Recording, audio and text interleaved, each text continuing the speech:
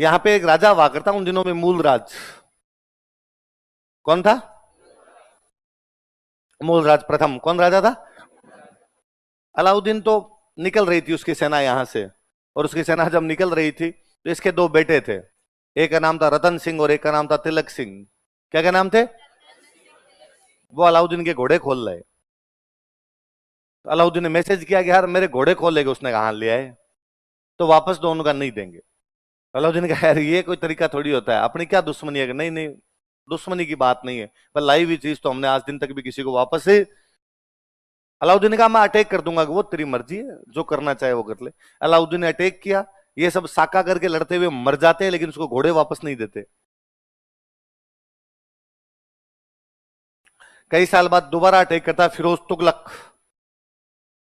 कौन अटैक करता है? इस बार यहां का एक राजा था, उसका नाम था दुर्जन साल। क्या नाम था? लिखो, दुर्जन साल के शासनकाल में, ड्यूरिंग रिजीम ऑफ दुर्जन साल,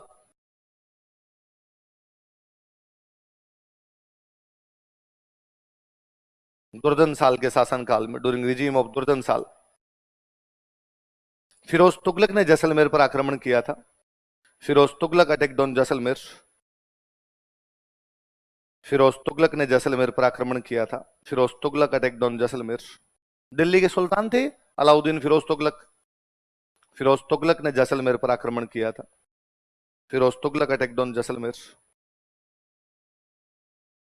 इस समय जैसलमेर का दूसरा साका हुआ था।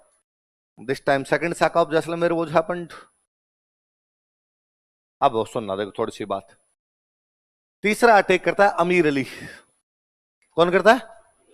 अमीर अली अफगानिस्तान में एक जगह पड़ती है कंधार। कौन सी जगह?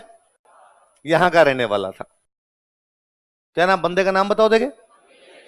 कहां का रहने वाला है? कंधार। कहां पड़ता है? उस समय अपने जैसलमेर में एक राजा हुआ करता लूणकरण। कौन राजा था? कहां का राजा? हुआ क्या देखो मैं बताऊं। ये अमीर अली कंधार का बंदा है। इसकी अपने भाई से लड़ाई हो गई। इसकी भाई से लड़ाई हुई तो इसके भाई ने इसको भगा दिया, तो कंधार से इसको निकाल दिया गया। कंधार कहां पड़ता है? अफगानिस्तान। ये अफगानिस्तान से आया पाकिस्तान, पाकिस्तान में सिंध पड़ता है। सिंध आया, सिंध से आ गया अपने जैसलमेर। सिंध जैसलमेर टच करते हैं, तो सिंध से कहां आ गया? अपने जैसलमेर।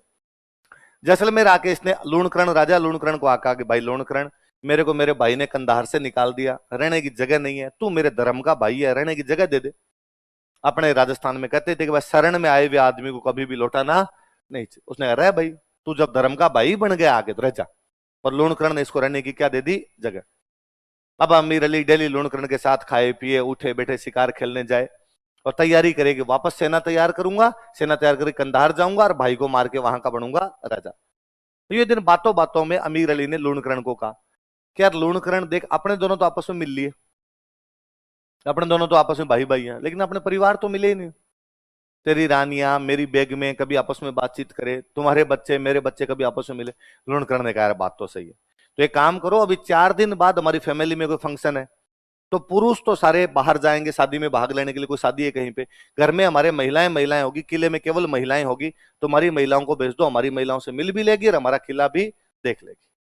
अमीर अली ने कहा ठीक है। अमीर अली अपने घर पे गया, जहां उसका रुकने की व्यवस्था थी वहां गया, और उसने जाके अपने लोगों को कहा कि भाई वो 4 दिन बाद में महिलाओं को और बच्चों को तैयार रखना, और जैसलमेर का किला देखने के लिए जाना है। किसी ने पूछा 4 दिन बाद क्यों? कल क्यों नहीं जाए, परसों क्यों नहीं जाए? अरे यार 4 दिन बाद उनके कोई शादी का फंक्शन है बाहर कहीं रिश्तेदारी में, और वो सारे पुरुष तो जाएंगे रिश्तेदारी में, महिलाएं महिलाएं हैं किले में, तो ठीक है आराम से मिल लेगी। तो किसी का दिमाग काम किया, उसने कहा सच्ची केवल महिलाएं महिलाएं हैं किले में? तो कहा हाँ, तो किले पे कब्जा कर लेते हैं।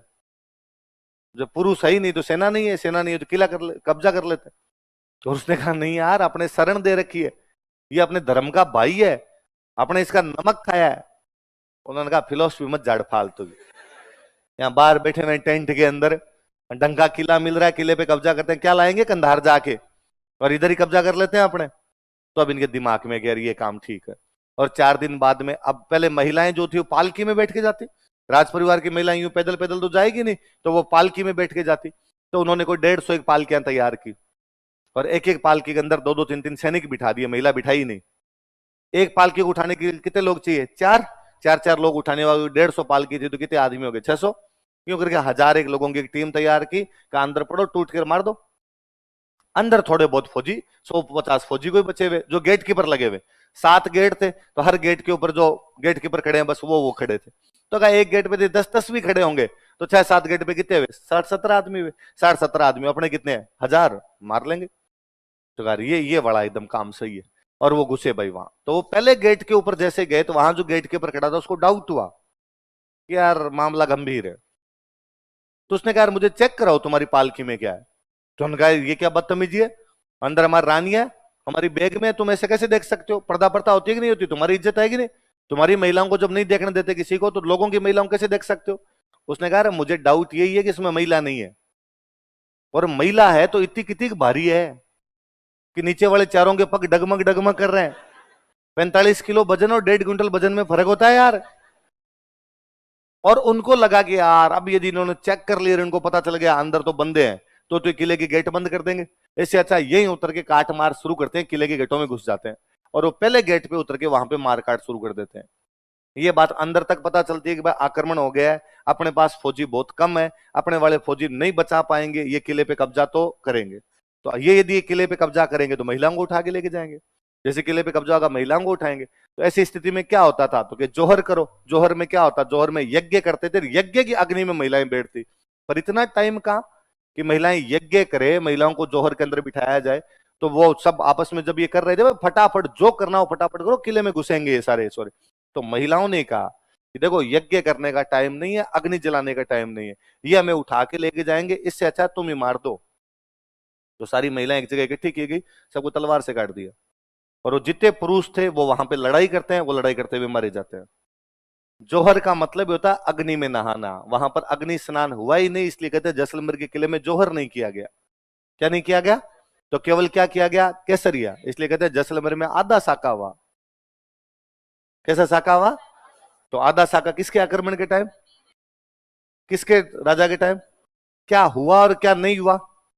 केसरिया तो हुआ लेकिन जोहर नहीं हुआ, इसलिए साका कैसा हो गया, आधा। तो कहते हैं जैसलमेर में 2.5 साके हैं, जैसलमेर में 2 तो पूरे, 1 आधा, तो 3 नंबर लगा के लिखो।